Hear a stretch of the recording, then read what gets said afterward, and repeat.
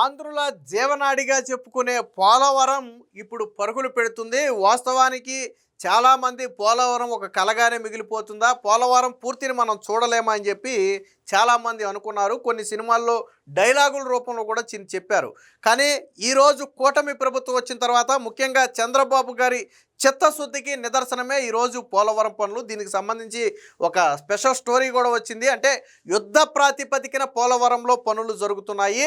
2027 June లోపే, అంటే రాబోయే పుష్కరాల కంటే ముందే పోలవరం తొలి దశ పనులను పూర్తి చేసి జాతికి అంకితం చేస్తామని చెప్పి చంద్రబాబు గారు రాష్ట్ర ప్రజలకు మాట ఇచ్చారు. అదే మాటకు కట్టుబడి కేంద్రం నుంచి కూడా మద్దతు కోరారు. కేంద్రం కూడా అందుకు సుముఖంగా ఉంది. కేంద్ర జలశక్తి శాఖ కూడా అదే విషయాన్ని అధికారులకు స్పష్టం చేసింది.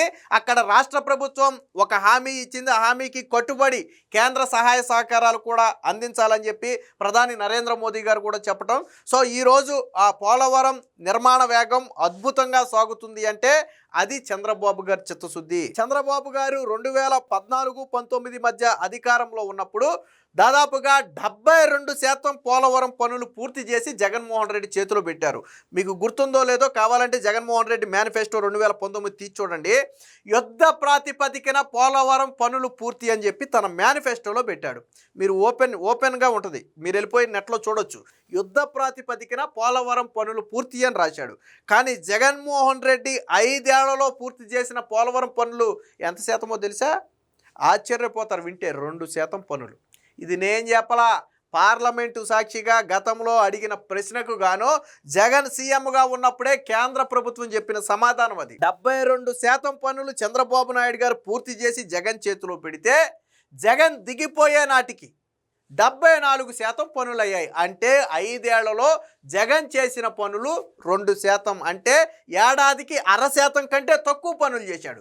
ఏడాదికి 0.5% చేసిన 5 ఏళ్లలో 2.5% పనులు చేయాలి. అది జగన్మోహన్ రెడ్డి చిత్తశుద్ధి. కానీ మళ్ళీ చంద్రబాబు గారు సీఎం అయిన తర్వాత పోలవరాన్ని పరుగులు పెట్టిస్తున్నారు. రాబోయే ఏడాదిలో దాదాపుగా పోలవరం పూర్తి కాబోతుంది. అలాగే గతంలో జగన్మోహన్ రెడ్డి లాగా మోసం చేయకుండా నిర్వాసితులకు ఇవ్వాల్సినటువంటి భూపరిహారం కావచ్చు, ఇళ్ల నిర్మాణం కావచ్చు శరవేగంగా జరుగుతుంది. దీనికి నుంచి కేంద్రం నుంచి కావాల్సిన సహాయ సహకారాలు కూడా అందుతున్నాయి. కేంద్రం నుంచి కూడా బడ్జెట్ రిలీజ్ చేస్తున్నారు. ఒక పక్క పనులతో పాటు మరో పక్క పరిహారం పనులు కూడా చేస్తున్నారు.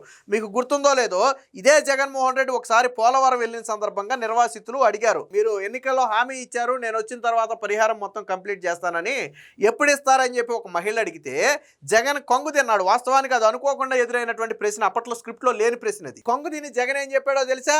నరేంద్ర మోదీ గారి చేతిలో ఉందమ్మా, నా చేతిలో ఏముంది? కేంద్ర ప్రభుత్వం ఇస్తే నేను మీకు ఇస్తాను, వాళ్ళు ఇవ్వకుండా నేను ఎక్కడ తెచ్చి ఇవ్వను, కేంద్ర ప్రభుత్వం ఇచ్చిన వెంటనే నేను మీకు ఇస్తానని చెప్పి సొల్లు కబుర్లు చెప్పి తప్పించుకున్నటువంటి చరిత్ర జగన్మోహన్ రెడ్డిది. 2021 జూన్కి పూర్తి చేస్తానన్నాడు, 22 ఖరీఫ్ అన్నాడు, 23 ఖరీఫ్ అన్నాడు, 23 తర్వాత అప్పుడు మంత్రిగా వచ్చినటువంటి అంబటి రాంబాబు అసలు ఎప్పుడు పూర్తవుతుందో చెప్పలేమన్నాడు. ఇది పోలవరం మీద వైసీపీ మాటల హిస్టరీ. దీనికి సంబంధించినటువంటి రికార్డెడ్ డేటా మొత్తం కూడా ఉంది. జగన్మోహన్ రెడ్డి సాక్షి పత్రికలోనే 2021 జూన్ అనేసారు, 2021 డిసెంబర్ అనేసారు, 22 ఖరీఫ్ అన్నారు, 23 ఖరీఫ్ అన్నారు. అంటే 4 సార్లు డెడ్ లైన్లు పెట్టి చేయలేకపోయిన తర్వాత అంబటి రాంబాబు మనకెందుకు వచ్చిన తలనొప్పిలే అనుకుని ఎప్పటికి పూర్తవుతుందో మేము చెప్పలేము. పోలవరం అనేది వెరీ వెరీ కాంప్లికేటెడ్ ప్రాజెక్టు. ఎందుకు చెబుతున్నాను అంటే, నాకు తెలియకపోయినా నేను అందరితో మాట్లాడి దీని గురించి తెలుసుకుని మీకు చెబుతున్నాను. ఇది ఎప్పటికి పూర్తవుతుందో నేను చెప్పలేను అని చెప్పి విలేకరుల సమావేశంలో చెప్పినటువంటి చరిత్ర ఆలది.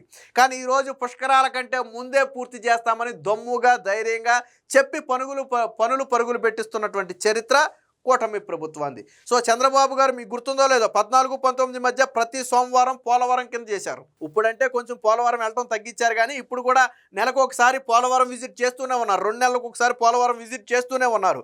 స్వయంగా పోలవరం ప్రాజెక్టు దగ్గరికి వెళ్ళకపోయినా నిమ్మల రామానాయుడు గారితో ప్రతి వారం దీని మీద సమీక్ష చేస్తూనే ఉన్నారు. ప్రోగ్రెస్ రిపోర్టు తీసుకుంటూనే ఉన్నారు. గత వారానికి ఈ వారానికి వచ్చినటువంటి ప్రోగ్రెస్లో చేంజ్లు ఏంటనేది ప్రతి వారం ప్రతి నెల చంద్రబాబు గారు సమీక్ష చేస్తూనే ఉన్నారు. ఎందుకంటే పోలవరం ప్రాజెక్టు చంద్రబాబు గారు ముఖ్యంగా 2 లక్ష్యాలు ఉన్నాయి. ఒకటి, అమరావతి తొలి దశ నిర్మాణం వచ్చే ఎన్నికల నాటికి పూర్తి చేయాలి. వచ్చే పుష్కరాల నాటికి పోలవరం తొలి దశ పనులు పూర్తి చేసి జాతికి అంకితం చేయాలి. ఇది చంద్రబాబు గారి లక్ష్యం.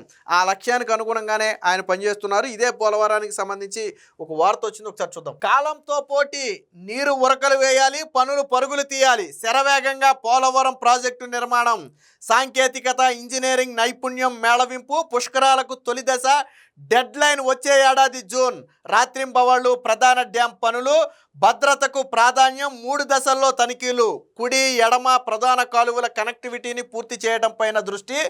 దేశంలో మరే ప్రాజెక్టుకి లేనటువంటి ప్రత్యేకతలు ఈరోజు పోలవరం ప్రాజెక్టుకు ఉన్నాయి. నదీ ప్రవాహాన్ని మళ్లించి ఈసీఆర్ఎఫ్ డ్యాము, సెల్ ఫోన్తోనే స్పిల్వే గేట్ల నిర్వహణ. ఈ గేట్లు ఎత్తటం దించటం అనేది మాన్యువల్గా ఒక మనిషి ఉండి చేయాల్సిన అవసరం లేదు. మొబైల్ నుంచే గేట్లు ఎత్తొచ్చు, మొబైల్ నుంచే గేట్లు దించవచ్చు. అంటే టెక్నాలజీతోనే గేట్లను ఆపరేట్ చేసే సిస్టమ్ అనేది ఈరోజు పోలవరం ప్రాజెక్టులో హైలైట్గా నిలవబోతుంది. సో ఉత్తరాంధ్రకు నీరందించే ఎడమ కాలువలో భాగమైన హెడ్ రెగ్యులేటరీ నిర్మాణం ఒక పక్క జరుగుతుంది. ప్రాజెక్టులో కీలకమైనటువంటి ఈసీఆర్ఎఫ్ డ్యామ్ నిర్మాణ పనులు ఒక పక్క జరుగుతున్నాయి. మీరు ఇక్కడ చూడవచ్చు, అది ఈసీఆర్ఎఫ్ డ్యామ్కు సంబంధించినటువంటి పనులు జరుగుతున్నాయి. ఇది ఒక తెలుగు సినిమాలో డైలాగ్ ఒకటి ఉంటుంది, ఒకసారి దాని డైలాగ్ని ఇక్కడ రాశారు చూడండి. 1946లో పోలవరం ప్రాజెక్టు కట్టాలని నిర్ణయించారు. 81లో శంకుస్థాపనకు శిలాఫలకం వేశారు. అప్పటి నుంచి ఇప్పటి వరకు దశాబ్దాలు గడిచినా ప్రభుత్వాలు మారినా ఫలితం దక్కలేదని 20 ఏళ్ల కిందట ఒక సినిమాలో వచ్చినటువంటి డైలాగ్ అది. ఈ Polavaram project very very complicated project. ఎందుకంటే ఈ మాట అంటున్నానంటే నాకు అర్థం కాలేదు కాబట్టి చాలాసార్లు అధ్యయనం చేసి అనేక మందితో మాట్లాడిన తర్వాత చెప్తున్నాను. ఇది ఇప్పుడే పూర్తయ్యే ప్రాజెక్టు కాదు. ఇది మాత్రం అంబటి రాంబాబు చెప్పినటువంటి డైలాగు, సినిమా డైలాగ్ కాదు. అప్పుడు ఇరిగేషన్ మినిస్టర్గా ఉన్నటువంటి అంబటి రాంబాబు చెప్పినటువంటి డైలాగు. రెండిట్లో సారాంశం ఒకటే, పోలవరం ఒక కలగానే మిగిలిపోతుందని. కానీ ఆ కళ ఇప్పుడు సాకారం అవుతుంది. 48 గేట్లతో నిలువెత్తు స్పిల్వే రూపంలో సాక్షాత్కరిస్తుంది. శరవేగంగా జరుగుతున్న మట్టి రాతి కట్టడం అంటే ఎర్తకం రాక్ ఫీల్డ్ పనులను సాక్షిగా కళ్ళ ముందు కనిపిస్తుంది. కుడి ఎడమ కాలువ సొరంగాలు గోదావరి జలాలకు స్వాగతం పలికేందుకు సిద్ధమవుతున్నాయి. 2027 జూన్ నాటికి గోదావరి పుష్కరాల కంటే ముందే పోలవరం తొలి దశ పూర్తి చేస్తామనే ప్రభుత్వ సంకల్పానికి అనుగుణంగా అక్కడ నిర్మాణ యజ్ఞం జరుగుతుంది. పోలవరం ప్రత్యేకతలు, ఇంజనీరింగ్ అద్భుతాలు, అక్కడ జరుగుతున్న పనుల తీరుపైన వచ్చినటువంటి ఒక ప్రత్యేక కథనం ఇది. తుది దశకు చేరిన ఎడమ కాలువ సొరంగం చూడొచ్చు ఎంత చక్కగా ఉందో. దీనికి సంబంధించి ఇంకొక వార్త కూడా వచ్చింది, ఒకసారి చూద్దాం. సో ఇవన్నీ కూడా రాత్రింబవళ్ళు మీరు పోలవరానికి నైట్ వెళ్తే అక్కడ ఏదన్నా ఒక పెద్ద ఇండస్ట్రియల్ ఏరియానా ఏంటి, అక్కడ ఏమైనా ఫ్యాక్టరీలు ఏమైనా ఉన్నాయా అని అనుమానం కలుగుతుంది. ఎందుకంటే అంత లైటింగ్తో రాత్రింబవళ్ళు షిఫ్ట్లు వైజ్గా డ్యూటీలు వేసి అక్కడ మరి పనులు చేస్తున్నారు. అంటే పనులు ఎక్కడా కూడా ఆగకూడదనే ఉద్దేశంతో జరుగుతున్నటువంటి వేగం అది. సో ఇక్కడ చూడొచ్చు డయాఫ్రామ్ వాల్ రెండోసారి ఎలాగుందో ఇక్కడ చూడొచ్చు. అలాగే ఈసీఆర్ఎఫ్ పనులు ఒక పక్క యుద్ధ ప్రాతిపదికన జరుగుతున్నాయి అక్కడ చూడొచ్చు. అలాగే ఇక్కడ చూడొచ్చు మొబైల్తో గేట్లు ఎత్తొచ్చు దించవచ్చు. సో ఇంట్లో కూర్చుని మొబైల్ యాప్ ద్వారా పొలంలో మోటార్ ఆన్ చేయడం చూస్తున్నాం. కానీ పోలవరం గేట్లను కూడా మొబైల్ ద్వారా ఆపరేట్ చేయొచ్చు అంటే నమ్ముతారా? స్పిల్వేకు 48 గేట్లను బిగించారు. ఒక్కో రేడియల్ గేటు పొడవు 20.835 మీటర్లు, వెడల్పు 15.96 మీటర్లు. ఎంత క్లిష్టమైన పరిస్థితుల్లోనైనా క్షణాల్లో నిర్ణయం తీసుకుని మొబైల్ ద్వారా ఈ గేట్లను ఆపరేట్ చేయొచ్చు. రిమోట్ ద్వారా కూడా గేట్లను సులువుగా ఆపరేట్ చేయొచ్చు. అంటే అటు రిమోట్ ద్వారా ఇటు మొబైల్ ద్వారా రెండింటి ద్వారా ఆపరేట్ చేసే విధానాన్ని ఈ గేట్లకైతే అమర్చారు. సో హైడ్రాలిక్ స్పెషల్, అలాగే చేపల కోసం ప్రత్యేకంగా ఏర్పాటు చేసినటువంటి ల్యాడర్ అయితే మనం చూడొచ్చు. పోలవరం ప్రాజెక్టు గరిష్ట నిల్వ సామర్థ్యం 194 టీఎంసీలు అయితే దీర్ఘకాలం పాటు దీంట్లో పూర్తి స్థాయిలో వాటర్ అయితే నిల్వ ఉంటుంది.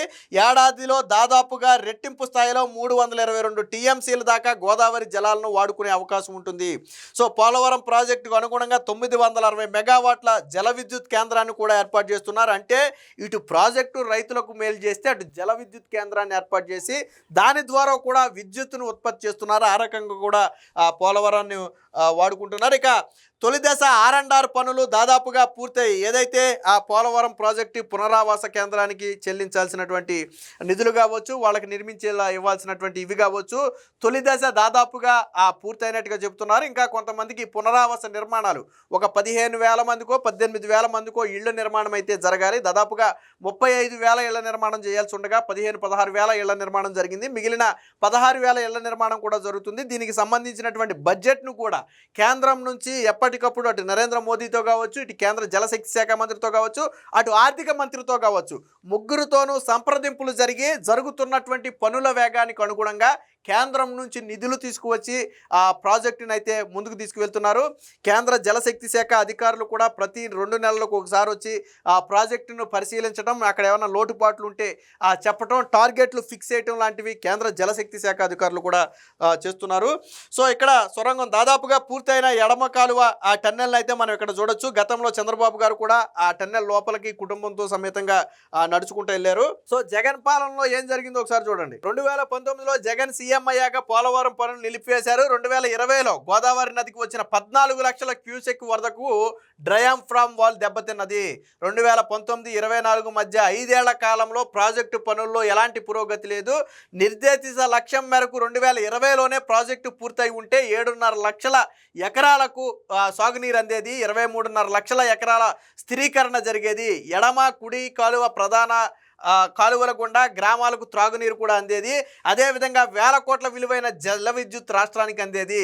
జగన్ సర్కారు నిర్వీర్యంతో భారీ నష్టం జరిగింది. 2024లో కూటమి ప్రభుత్వం వచ్చాకే మళ్ళీ కథలకు వచ్చింది. కొత్త డయాఫ్రామ్ వాల్ నిర్మించారు. వచ్చే మార్చి నాటికి ECRF ఎర్తకమ్ రాక్ ఫీల్డ్కు సంబంధించినటువంటి డ్యామ్ కూడా పూర్తి చేసే ప్రాజెక్టు, అలాగే ప్రాజెక్టులో కాంక్రీటు, ఎర్త్, రాక్తో కూడిన నిర్మాణాలన్నీ కూడా దాదాపుగా పూర్తయిపోయినట్లేనని చెప్పి ఆ జలశక్తి శాఖ అధికారులు కూడా చెప్పాడు. సో కుడి ఎలమ కలువ సంబంధించినటువంటి ఆ పనులు మనం చూడొచ్చు. సొరంగం ఇక్కడ చూడొచ్చు. సో గతంలో పోలవరం ప్రాజెక్టు అధికారులు దాన్ని ఏం చేస్తున్నారో, ఏ విధంగా వ్యవహరిస్తున్నారో కూడా చూడొచ్చు. ఉత్తరాంధ్రకు గోదావరి జలాలు పోలవరం ప్రాజెక్టు ఎడమ ప్రధాన కాలువ ద్వారా ఉత్తరాంధ్ర దాకా గోదావరి జలాలు తరలిస్తారు. హెడ్ రెగ్యులేటరీ పనులు చురుగ్గా సాగుతున్నాయి. ఇది వచ్చే ఏడాది మార్చి నాటికి పూర్తవుతుందని ఇంజనీరింగ్ అధికారులు తెలిపారు. దాని తర్వాత కీలకమైనటువంటి సొరంగ నిర్మాణం చివరి దశకు చేరుతుంది. సుమారు కిలోమీటర్ పొడవున 18.5 మీటర్ల చొప్పున వెడల్పుతో ఎత్తులో నిర్మిస్తున్న సొరంగం పూర్తిగా తవ్వేశారు. దీనికి 3 వైపులా కొండ సానువులు ఉన్నాయి. ఒకవైపు మాత్రమే నిర్మించాల్సి ఉంది.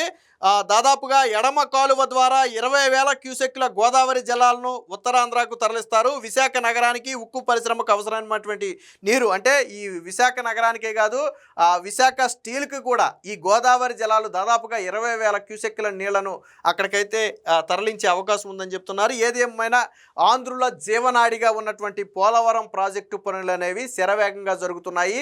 2027 జూన్ నాటికి, అంటే దాదాపుగా వచ్చే ఏడాది ఇదే సమయం నాటికి పోలవరం ప్రాజెక్టు పనులు తొలి దశను పూర్తి చేసి జాతికి అంకితం చేస్తామని చెప్పి చంద్రబాబు గారు హామీ ఇచ్చారు. ఇచ్చిన హామీకి కట్టుబడి ఈరోజు పోలవరం పనులు జరుగుతున్నాయి. దాదాపుగా ఇంకొక 13 నెలల్లో పోలవరం తొలి దశ పనులైతే పూర్తి కాబోతున్నాయి.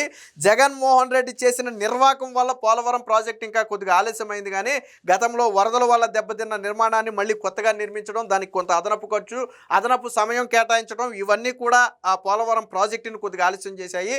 అదే జగన్మోహన్ రెడ్డి చిత్తశుద్ధితో ఆ రోజు పనిచేస్తుంటే 2020 మార్చి లేదా జూన్ నాటికే పోలవరం ప్రాజెక్టు పూర్తయి ఉండాలి. కానీ జగన్మోహన్ రెడ్డి చేతగానితనం, కేంద్రం దగ్గర సాగిలిపడటం, తన కేసుల గురించే తప్ప రాష్ట్ర ప్రయోజనాల గురించి మాట్లాడకపోవటం, ఇవన్నీ కూడా పోలవరం ప్రాజెక్టుని దెబ్బతీశాయి. ఏది ఏమైనా చంద్రబాబు గారి చిత్తశుద్ధికి నిదర్శనం ఈరోజు పోలవరం పనుల వేగం. ఏదేమైనా రాబోయే రోజుల్లో ఇదే సమయానికి, అంటే వచ్చే ఏడాది ఇదే సమయానికి పోలవరం ప్రాజెక్టుని పూర్తి చేయటం, 1000 ఎకరాలకు సాగునీరు అందించడం, లక్షల గ్రామాలకు త్రాగునీరు అందించడం, 2 కూడా జరగబోతున్నాయి.